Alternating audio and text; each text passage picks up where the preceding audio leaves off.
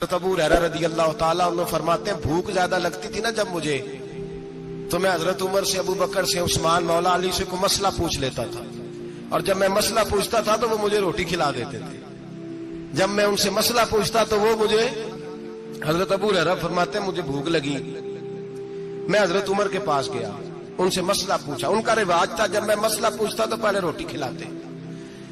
हमारे बुजुर्ग ये फरमाते हैं कि खाने खिला के दीन पढ़ाओ, सिर्फ तुम्हारा कुतुब खाना नहीं खुला होना चाहिए, तुम्हारा दस्तरखान भी खुला होना चाहिए। किसी ने नबी पाक सल्लल्लाहु अलैहि वसल्लम से पूछा था बेहतरीन मुसलमान कौन है? हुजूर ने फरमाया जो सलाम लेने में पहल करे और रोटी ज्यादा खिलाए, जो रोटी हर वक्त फिक्र करे आ यार तो रोटी खा ले, रोटी खाने की तरफ तवज्जो दिलाए। खिलाना सुन्नत है, ज्यादा खाना इसमें भी फर्क रखे। तो नबी पाक सल्लल्लाहु अलैहि वसल्लम के सहाबी हजरत अबू हुरैरा रज़ी अल्लाह ताला अन्हु फरमाते मैंने हजरत उमर से मसला पूछा, मैंने कहा हुजूर मसला बताएं, तो कहते पहले उनकी आदत थी जब मैं मसला पूछता तो रोटी भी खिलाते, आज उन्होंने मसला ही बताया है, रोटी कोई नहीं खिलाई। तो मुझे कहने लगे अबू हुरैरा तू सोचता होगा रोटी नहीं इसने पूछी, तूने कब से खाना नहीं खाया? मैंने कहा आज सुबह से। तो जनाब उमर कहने लगे मैंने कल सुबह से नहीं खाया। चल अबू बकर सिद्दीक के घर मसला पूछते। कहते जनाब सिद्दीक अकबर के दरवाजे पे गए, जाकर के उनसे मसला पूछा। उनकी भी आदत थी जब कोई मसला पूछने जाते तो दस्तरखान बिछा लेते, कहते आओ रोटी भी खिलाता हूँ मसले भी बताता हूँ। कहते गए तो उन्होंने भी मसला बताया, रोटी कोई ना पूछी। तो कहने लगे उमर अबू हुरैरा तुम लोगों ने कल परसों से नहीं ना खाया होगा। और अबू बकर को 4 दिन गुजर गए हैं, थोड़ा सा दूध मिला है या खजूर मिली है, रोटी कोई नहीं मिली। चलो दरे रसूल पे चलते, आओ हुजूर की बारगाह। कहते हैं नबी पाक की बारगाह में आए, हुजूर ने चेहरे देखे, करीम से मसला नहीं पूछना पड़ा। मेरे मुस्तफा करीम ने फरमाया भूख लगी हुई है तुम तीनों को, 3-4 दिन हो गए। अल्लाह के रसूल ने फरमाया मुझे पूरा हफ्ता हो गया है। सबब कुछ और है जिसको तो खुद समझता है। जवाल बंदा ए मोमिन का बेजरी से नहीं, भूख नुकसान का वजह नहीं बनी, वजह कोई और बनी है। रिश्वतें जो बाजार गर्म हुए हैं लूट मार के, ये रोटी के लिए नहीं, ये ज्यादा खाने के लिए, ये बैंक बैलेंस के लिए गर्म है। ये लूट मार का मकसद कोठियां बनाना है, रोटी का तो रब करीम का वादा है। जो रोज रोता है शाम को कि मेरा कारोबार कोई नहीं, असल में कहता है बंगला कोई नहीं, असल में कहता है कार कोई नहीं, पजारो कोई नहीं, रोटी तो अल्लाह अता फरमाता है, उसका वादा है। फरमाया हुजूर ने 3 दिन बीत गए, चलो। मेरा बेतकल्लफ सहाबी है अबुल हसन अंसारी, वो बड़े नसीब वाले होते हैं जिनको मेरे नबी पाक खुद कहते थे कि तेरी फलानी जिम्मेदारी है। इस जमाने का तो किसी को कह दिया जाए तेरी जिम्मेदारी है तो कहता ये तो फटीके डालने लग गया, यहां से तो छुट्टी कर देनी चाहिए। खुश होते थे सहाबा के हमारी जिम्मेदारी लगी। कहते हैं हजरत अबुल हसन अंसारी के घर गए, नबी पाक ने फरमाया भूख बड़ी लगी है खाना ला। कहते हैं हुजूर ने उसे कहा तो उस आदमी को तो वजद ही हो गया। उसने कहा मेरे इतने नसीब कि हुजूर का ये खाना खिला। आओ देखो दुनिया वालों, आज जो सबसे ज्यादा इज्जत वाला है वो मेरा मेहमान बना हुआ है। फरमाते हैं वो दौड़े गए, बकरी उठाई, जिबा की, बीवी को कहने लगे रोटी तैयार कर। उधर खजूरें तोड़ी, अंगूर तोड़े, कहने लगे हुजूर आप जब तक तनावुल करें तब तक खाना पक जाता। हजरत उमर कहते हैं रोटी पक के आई, बड़ा प्यारा गोश्त, बड़ा अच्छा सालन, बड़ा खूबसूरत खुलूस वाला खाना। फरमाते मैंने बड़ा ही खाया। नबी पाक ने ना एक रोटी ली और छोटी चपाती, थोड़ा थोड़ा सालन कोनों से, और जब नबी पाक ने खा लिया तो हुजूर की आंखों में आंसू आए। हजरत अमर कहने लगे हुजूर रोए क्यों? नबी पाक ने फरमाया सोचता हूँ 7 दिन के फाके के बाद खाया है, पर डरता हूँ रब इसका हिसाब पूछेगा तो जवाब कैसे देना है, इसका हिसाब भी तो देना है ना जो खाया है। तो हजरत उमर फारूक के हाथ में कुछ चीज थी, जोर से जमीन पे मारी, का महबूबा 7 दिन के बाद भी रोटी खाए तो हिसाब देना है। नबी पाक फरमाने लगे उमर वो मालिक है ना, तो जब देता है तो हिसाब नहीं ले सकता, हिसाब तो देना है, हिसाब तो देना है, तैयारी रखो। सहाबाए किराम फरमाते हमने इरादा किया कि आज के बाद हम फिर फाके करेंगे, कम खाएंगे, इसलिए कि हिसाब देना है। मेरे भाई वो फाका कशी करते थे, डरते थे। यहाँ तो लोग खा के बीमार है, खाते जा रहे हैं, सोते जा रहे हैं, खाते जा रहे हैं, सोते जा रहे हैं। ये भी वक्त आएगा रमजान शरीफ का, सवेरे दर्श पे आओ कहते नींद बड़ी आती है, सवेरे 2 सिपारे पढ़ के सोया करो कहते शाम नींद बड़ी आती है। फजर के बाद ही तो वक्त होता है अल्लाह अल्लाह करने का, शहरी का, کھاتے جا رہے ہیں سوتے. لوگ جماعت سے نماز نہیں پڑھتے سو جاتے ہیں, جماعت کا ثواب چھوڑ کے سو جائیں گے. بھائی رمضان مبارک میں فاقہ کشی کی ٹریننگ ہوتی ہے, فاقہ کشی کی تربیت لے رمضان میں, روکے اپنے آپ کو, تربیت ہوگی. روزہ ایک پریکٹس ہے, ایک مجاہدہ ہے, ایک جد و جہد ہے. جد و جہد کس چیز کی؟ اللہ کی رضا کے مطابق اپنے آپ کو ڈھالنے کی جد و جہد. صوم کا لغوی معنی ہوتا ہے رک جانا. حلال رزق سامنے پڑا ہے, حلال مشروب سامنے پڑا ہے, حلال رشتہ بیوی کا موجود ہے, لیکن ان سب چیزوں سے حالت روزہ میں رکنا, اللہ کی رضا کے لیے رکنا, اس کا نام روزہ ہے. نبی پاک علیہ السلام نے جوانوں کو حکم دیا ہے, یا معاشر الشباب, او جوانوں. یا رسول اللہ کیا حکم ہے؟ فرمایا یا نکاح کر لو اگر طاقت ہے, نہیں طاقت تو روزے رکھو. حضور روزے سے کیا ہوگا؟ فرمایا تمہارا نفس کچلا جائے گا, شیطان وسوسہ اندوزی نہیں کرے گا. حضرت جناب سیدنا جنید بغدادی, بغداد کے پیر سے کسی نے پوچھا تھا آج سے 1100-1200 سال پہلے, وہ تو زمانہ ویسے نیکی اور پرہیزگاری کا تھا, کہ بابا جی مرد اور عورت نیک ہو, بغیر پردے کے, بغیر حجاب کے, بغیر دیوار کے بیٹھ کر ایک دوسرے کو دین سکھا سکتے؟ حضرت صاحب بتائیے, مرد اور عورت نیک ہو تو بغیر پردے اور حجاب کے ایک دوسرے کو دین سکھا سکتے ہیں؟ تو حضرت جنید بغدادی فرمانے لگے سکھانے والا حسن بصری ہو اور سیکھنے والی رابعہ بصری ہو تو پھر بھی بغیر پردے کے بیٹھنے کی اجازت نہیں. تو مفتی صاحب کو اجازت کس نے دی؟ مولانا صاحب کو اجازت کس نے دی؟ بڑا وہ نہیں ہوتا جو ٹی وی پہ زیادہ آتا ہے, بڑا وہ ہوتا ہے جو رسول اللہ کے دین پہ عمل زیادہ کرتا ہے. حضرت عبداللہ ابن مسعود رضی اللہ تعالیٰ عنہ فرماتے زیادہ باتیں کرنے والا عالم نہیں ہوتا. حضور پھر عالم کون ہوتا ہے؟ فرمایا پڑھو قرآن, انما یخشی اللہ من عبادہ العلماء. فرمایا بڑا عالم وہ ہوتا ہے جو اللہ سے زیادہ ڈرتا ہے, اس لیے کہ رب فرماتا ہے میرے بندوں میں سے جو عالم وہ ہیں جو اللہ سے زیادہ ڈرتے ہیں, خوف رکھتے ہیں. تو میرے بھائی رمضان المبارک میں بچنا ہے. روزہ کس پہ فرض ہے؟ امیروں پہ کہ غریبوں پہ؟ جی کہنے نے میں تے کام ہی, میرا تو کام ہی محنت مزدوری والا, میں کیسے روزہ رکھوں؟ میں تو دیہڑی لگاتا ہوں تو روزہ کیسے رکھوں؟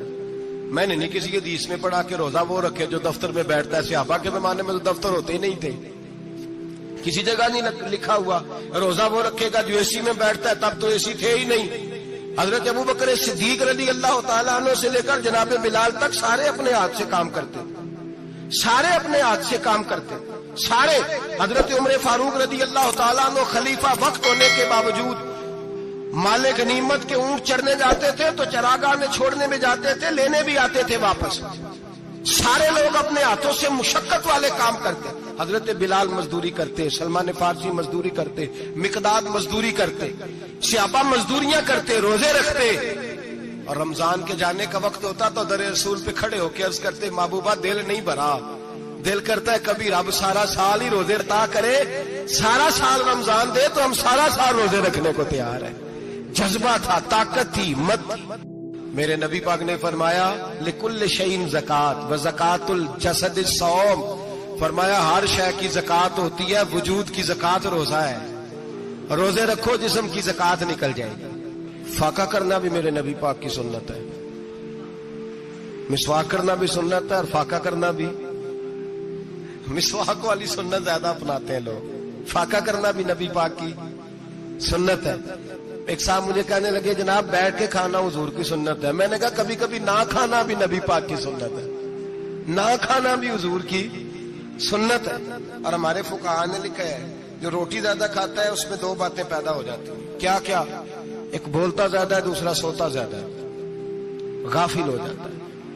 فقہ اور حکیم اطباء ڈاکٹر کہتے ہیں کہ پیٹ خالی رہے نا جس آدمی کا, اس کا حافظہ مضبوط ہوتا ہے, اس کے ذہن کی گرہ کھلتی ہے. زیادہ کھانے سے تو خماری چڑھتی ہے. رمضان المبارک وہ عزت اور عظمت والا مہینہ ہے جس کا تعارف کسی عام آدمی نے نہیں. رب کریم کے قرآن نے بیان فرمایا ہے اور میرے مصطفیٰ کریم کی زبان اطہر نے بیان فرمایا ہے.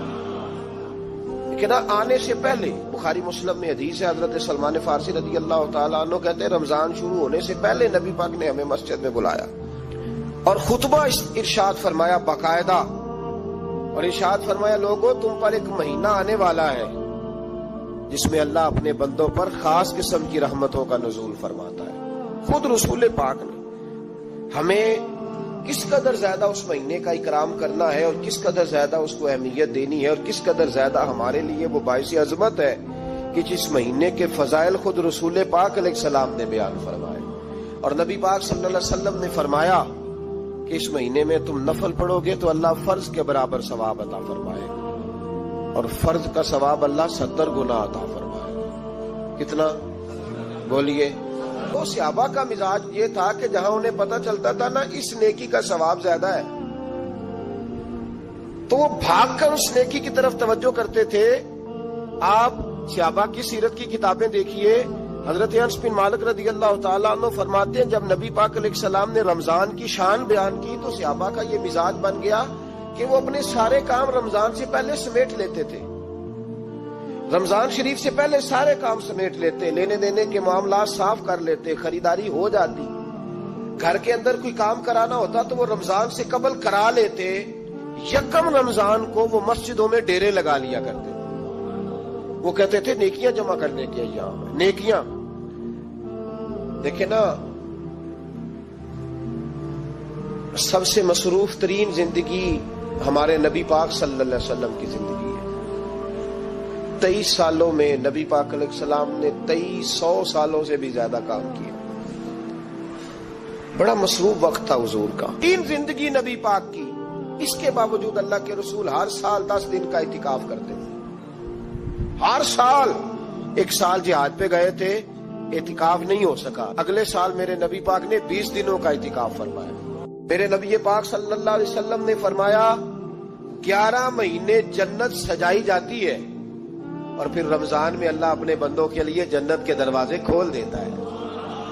1 گھنٹہ پہلے صفائی کرتے ہیں مہمان نے آنا ہو تو 1 گھنٹہ، ورنہ بچے دوبارہ سے پھر چیزیں بکھیر دیں گے، گھنٹہ پہلے صفائی ہوتی ہے، لمبی نہیں، لیکن میرے نبی پاک نے فرمایا رمضان کے لیے رب کریم 11 مہینے جنت کو سجاتا ہے۔ چھوٹی بات ہے، روزے آ گئے، معمولی حیثیت ہے۔ ہم لوگ انہی معاملات میں، میں منع کرتا ہوں، ہمیشہ منع کرتا ہوں، آپ کو ہر سال منع کرتا ہوں، میں پابندی سے 1-2 اخبار ڈیلی دیکھتا ہوں، میرا ناشتہ نہیں ہوتا جب تک اخبار نہ ہو، چونکہ بزرگوں کا فتویٰ ہے جمعے کا خطبہ وہ دے جو عالمی حالات سے باخبر ہو۔ ہم کوئی رسمی تقریر نہیں کرتے کہ لوگوں کو کہیں کہ روزے آ گئے تو کون سا مہینہ چل رہا ہے تو مہینے کے حساب سے خطاب ہو۔ رسول اللہ صلی اللہ تعالی علیہ وسلم کی امت کے جو ذمہ دار اور پہرے دار ہوتے ہیں انہیں امت کی پہرے داری کرنی ہوتی ہے، اس لیے وہ یہ نہیں دیکھیں گے کہ کون سا موضوع چل رہا ہے اس پر میں نے 1 گھنٹہ گزارنا ہے، ترجیحات پر بات ہوگی۔ بات یہ عرض کر رہا تھا کہ میں رمضان شریف میں اخبار نہیں دیکھتا، میری اپیل ہے آپ سے کہ آپ رمضان شریف میں نہ رمضان ٹرانسمیشن بھی نہ دیکھیں، ٹی وی پہ خبریں بھی نہ سنیں، سارا سال سنیے خبریں، ہماری خبریں سننے سے ملک میں کیا انقلاب آ گیا ہے، یا وہ جو ہم نے چوک میں کھڑے ہو کے تجزیہ کیا تھا اس سے کتنے لوگ سنور گئے۔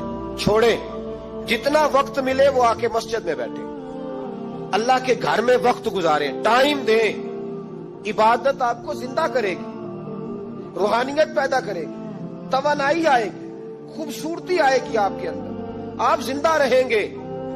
دنیا داری دلوں کو مردہ کرتی ہے، قرآن کی تلاوت، اللہ کا ذکر، مسجد کی حاضری روح اور دل کو زندہ کر دیا کرتا ہے۔ مسجد میں بیٹھے، حضرت عائشہ صدیقہ رضی اللہ تعالیٰ عنہ فرماتی ہیں، تفسیر روح البیان میں موجود ہے، کہتی ہے ایک دن حضور اچانک میرے ساتھ آرام فرماتے بستر سے اٹھے نکل گئے۔ ہمیشہ نبی پاک علیہ السلام کا طریقہ مبارکہ تھا جب رات کو تہجد کے لیے اٹھتے تو کہتے ابو بکر کی بیٹی حق تیرا ہے، وقت تیرا ہے، پر اگر تو اجازت دے تو میں اپنے اللہ کو راضی کر لوں۔ آج حضور نے پوچھا ہی نہیں، بستر سے اٹھے چلے گئے، کہتی میں اٹھی، میں نے دائیں بائیں دیکھا، محبوب نظر نہ آئے، حضور کی طامت استعمال شدہ پڑی تھی، وہ طامت میں نے اٹھا کے اوڑھ لی اور میں نکل گئی حضور کو تلاش کرنے۔ کہتی ہیں جب میں باہر گئی مسجد نبی شریف کے ساتھ جنت البقیع کی جانب، نبی پاک سجدے میں تھے، کہتی ہے میں گئی، تھوڑی دیر کھڑی ہوئی، حضور نے آہٹ سنی تو پوچھا تو کون ہے؟ میں نے کہا میں عائشہ ہوں۔ تو محبوب نے فرمایا یہ عائشہ کون ہے؟ میں نے کہا یا رسول اللہ میں آپ کی زوجہ. فرمایا زوجہ کیا ہوتی ہے؟ یا رسول اللہ میں ابو بکر کی بیٹی. تو نبی پاک نے فرمایا یہ ابو بکر کون ہے؟ حضرت عائشہ کہتی ہے میرا کلیجہ پھٹنے کو آیا. میں وہاں سے پریشان حال واپس آئی. جب میں گئی تھی تب بھی ہلکی ہلکی بارش تھی, واپس لوٹی تو پھر بھی ہلکے ہلکے قطرے بارش کے گر رہے تھے. میں آ کے ہامتی کامتی بیٹھ گئی. تھوڑی دیر گزری تو نبی پاک تشریف لے آئے. تو حضور صلی اللہ تعالی علیہ وسلم نے مجھے پریشان دیکھا تو کہا عائشہ کیا ہوا؟ کہا حضور آج وہ ہوا ہے جو کبھی نہیں ہوا. یا رسول اللہ میں پریشان ہو گئی. حضور عجیب بات ہے, میں گئی ہوں, آپ نے پوچھا کون ہے تو میں نے کہا میں عائشہ. کا عائشہ کون؟ آپ کی زوجہ. فرمایا زوجہ کون؟ ابو بکر کی بیٹی. کا ابو بکر کون؟ اور پھر حضور میں گئی ہوں تو میرے کپڑے بھیگ گئے, آپ آئے ہیں تو کپڑے خشک ہیں, سمجھ نہیں آئی. تو لفظ سنو حدیث کے. نبی پاک نے فرمایا عائشہ لی مع اللہ وقت, میرا اپنے اللہ کے ساتھ ایک وقت ہوتا ہے. کس کے ساتھ؟ آج میرا دوستوں کے ساتھ وقت ہے, آج میرا گھومنے کا وقت ہے, آج میرا خوش گپیوں کا وقت ہے, آج میرا سیاحت کا وقت ہے, آج میرا پکنک کا وقت ہے. میرے نبی پاک نے فرمایا لی مع اللہ وقت, عائشہ میرا اپنے اللہ کے ساتھ, میرا اپنے اللہ کے ساتھ ایک وقت ہوتا ہے. اس وقت نہ وہاں کوئی فرشتہ آ سکتا ہے, نہ کوئی نبی اور مرسل آ سکتا ہے. جب فرشتہ اور نبی نہیں آ سکتے تو عائشہ اور ابو بکر کیسے آ سکتے ہیں؟ تو کہا یا رسول اللہ پھر وہاں ہوتا کون ہے؟ تو حضور فرمانے لگے ایک میں ہوتا ہوں, دوسرا میرا رب ہوتا ہے, تیسرا کوئی موجود نہیں ہوتا. امت کو درس دیا ایک وقت 24 گھنٹوں میں ایسا لایا کر جس میں تو اپنے رب کو دکھڑے سنائے, جس میں تو دعائیں مانگے, جس میں تو عرض و نیاز کرے, جس میں تو اپنے گناہوں کی معافی چاہے. اعلیٰ حضرت کے والد گرامی سے کسی نے پوچھا مولانا نقی علی خان صاحب سے کہ حضرت جی فرعون 500 سال ہی حکومت کر گیا, 500 سال ہی حکومت کر گیا, اللہ کا مقابلہ کرنے والا پکا کافر بے ایمان. تو آپ فرمانے لگے ملا رومی کی وہ کتاب پڑھو مثنوی, جس میں انہوں نے لکھا ہے کہ جب ساری دنیا سو جاتی تھی تو فرعون اٹھ کے مصلے پہ بیٹھتا تھا, کہتا تھا یا اللہ معاف کر دے, رب تو ہی ہے, گناہگار بڑا ہوں پر مہربانی کر. روز معافیاں مانگتا تھا تو رب کریم کی قدرت نے مہلت دی کہ روز توبہ کرتا ہے, چلو ایک دن سچی بھی کاری جائے تو اچھا ہے. اللہ نے مہلت دی. اور میرے بھائی اگر تو روز رات مصلے پہ بیٹھے تو تجھے مہلت ملے, عذاب نہ آئے. اگر تو اپنے رب کے ساتھ تنہائی کرے تو اللہ تجھے مہلت دے, سزا نہ دے. لیکن ہم یہ وقت نکالتے ہی نہیں. اللہ کے ساتھ میت کا ہمارا مزاج ہی نہیں. ترمذی شریف میں نبی پاک علیہ السلام نے فرمایا دنیا داروں کو دکھڑے نہ سنایا کر, مالداروں کے سامنے رونے نہ رویا کر. یہ تجھے کیا دے سکتے؟ تو اٹھ کے جائے گا تو کہیں گے محنت کرتا نہیں, روز مانگنے آ جاتا ہے.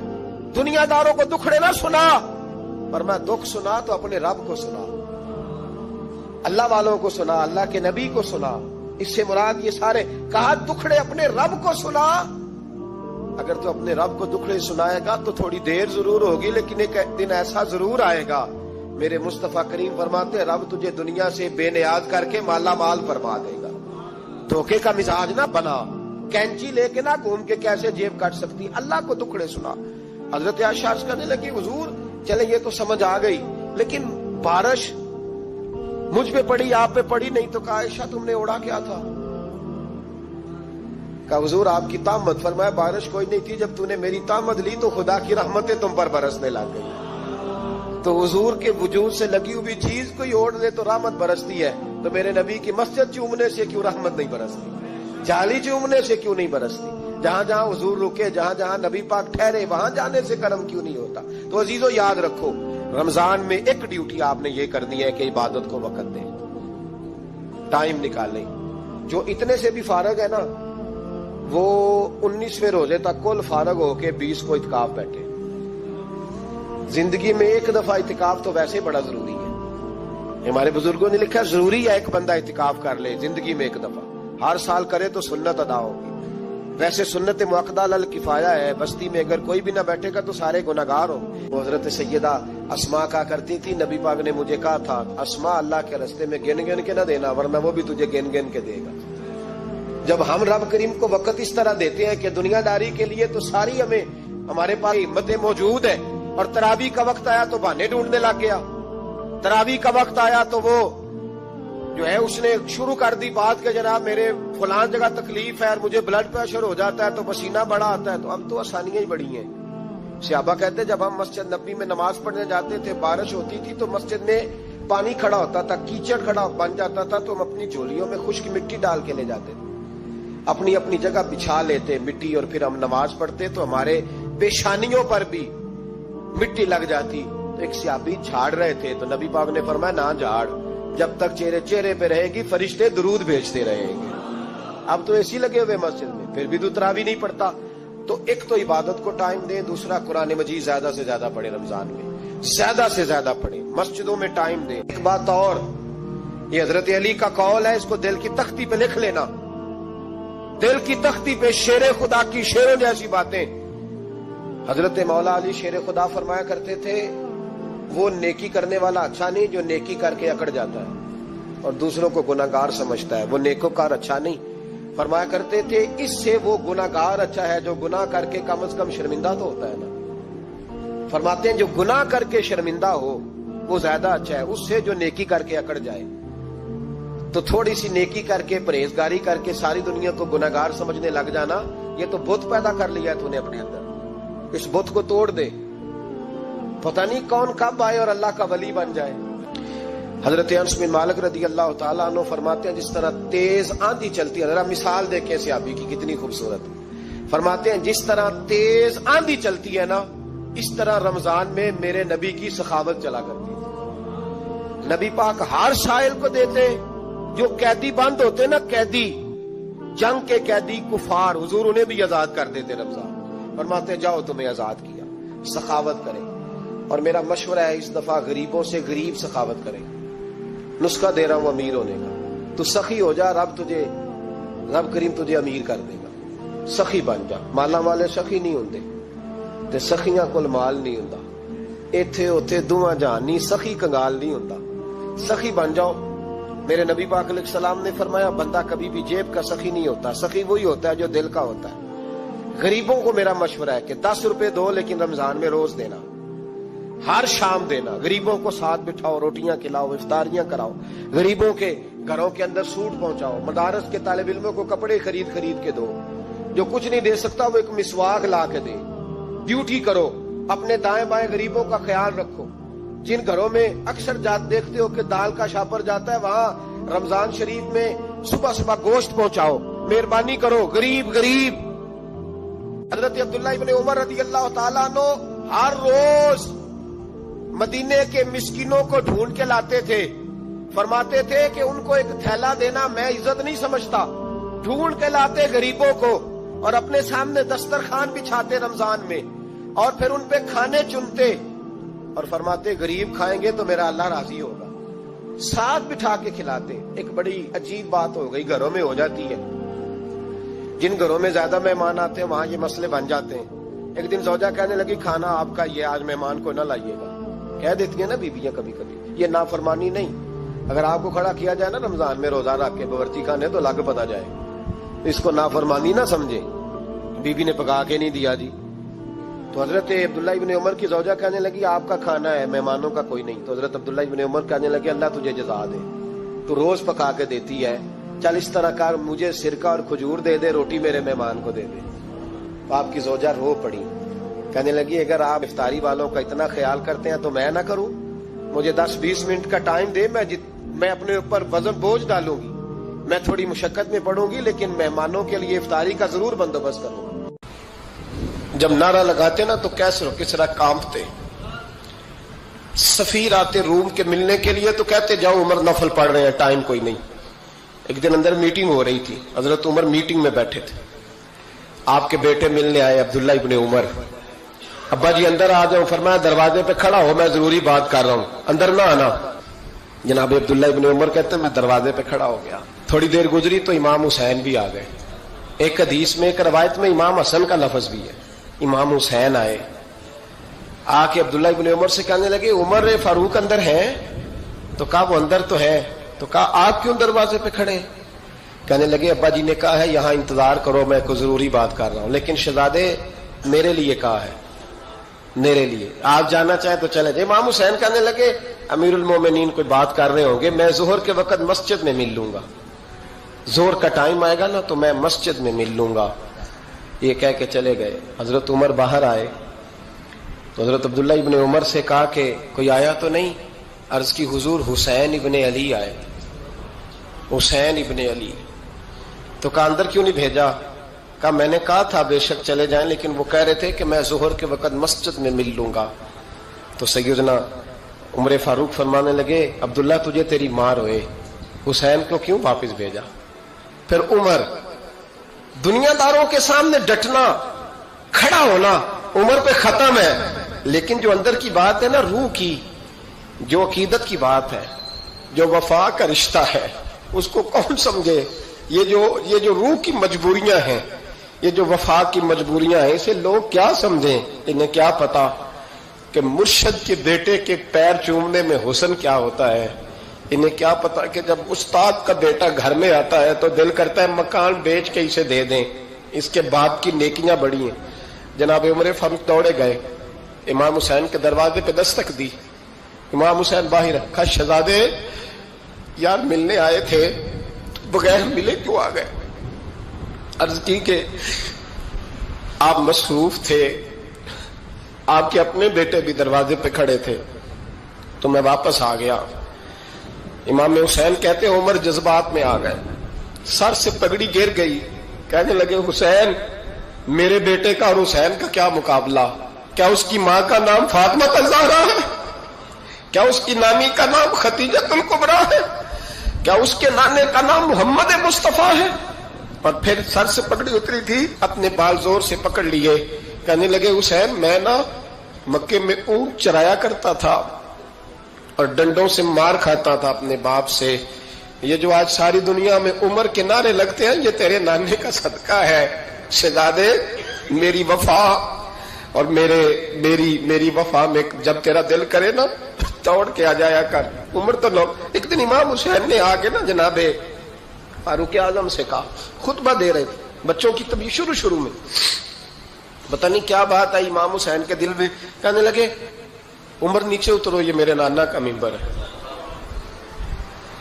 تو حضرت سیدنا عمر سنو، کبھی میرا بھی بچہ آ جائے تو میں کہتا ہوں اس کو پکڑو یار، بچوں کو تو نہیں نا جمعوں میں مطلب ذکر کیا جاتا، اترنا میرے نانے کا ممبر ہے۔ جناب عمر اتر کے نیچے کھڑے ہو گئے تو کہا جا کے اپنے نانے کے ممبر پہ بیٹھ۔ تو حضرت عمر رو پڑے، کہنے لگے شہزادے میرے نانے کا ممبر ہی کوئی نہیں ہے ہی نہیں، یہ ممبر یہ مصلی یہ تیرے نانے کی شان ہے، میرے نانے کا کوئی ممبر نہیں، تیرے ہی نانے کا ممبر ہے۔ تھوڑی دیر کھڑے رہے تو امام حسین کہنے لگے اچھا کوئی نہیں آپ کے نانے کا ممبر کا نہیں؟ کہا چلو پھر میرے نانے کے ممبر پہ بیٹھ جاؤ، چلو خیر ہے، کوئی نہیں آپ کے نانے کا؟ کہا نہیں، تو کہا کوئی نہیں پھر میرے نانے کے۔ جب حضرت عمر بیٹھے تو بڑا شاندار جملہ کہا، فرمانے لگے میں ممبر پر مرضی سے نہیں بیٹھا تھا، مجھے ابو بکر نے بٹھایا تھا، اور پھر حسین کے کہنے پہ میں اترا ہوں، اب مجھے حسین نے بٹھایا ہے، اب کسی کی جرأت ہے تو عمر کو اتار کے دکھائے، اب میں حسین کا تیری نسل پاک میں۔ یار کتنی بے شرمی کی بات ہے، لوگ امام حسین کو باغی کہے۔ حضور کا وصال ہوا نا تو امام حسن اور امام حسین کی عمریں ابھی 7 8 سال 9 سال کے بیچ تھیں، تو حضرت مولا علی شیر خدا رضی اللہ تعالیٰ عنہ کے ساتھ امام حسن آئے مسجد میں، تو ممبر پہ بیٹھے ہوئے دیکھا حضرت ابوبکر صدیق کو، تو کہنے لگے نیچے اترنا میرے نانا کا ممبر ہے۔ بچوں کو بڑی پہچان ہوتی ہے نا ابا کے کپڑوں کی، سے پتا ہوتا ہے کہ یہ میرے نانا کا ہے، یہ میرے نیچے اترو یہ ممبر میرے نانا کا ہے۔ تو حضرت علی المرتضیٰ نے جلدی سے پکڑا اور پکڑ کے فرمایا ذرا حسن یہ کیا کہہ رہے ہو؟ اب دیکھیں نا بچہ یہاں کسی کا شور کرے تو میں آپ کو جمعہ چھوڑ کے بچے کی تھوڑی سنوں گا، میں کہوں گا کہ بھائی ٹھیک ہو گیا بچے کو لے جاؤ ذرا اسے پیچھے کرو، جمعے کے بعد بات کرتے ہیں۔ لیکن وہ تھے نا رسول اللہ کے نواسے، اور حضرت ابوبکر صدیق عظمت اور شان کو سمجھتے تھے، انہوں نے کہا نیچے اتریے میرے نانے کا ممبر ہے۔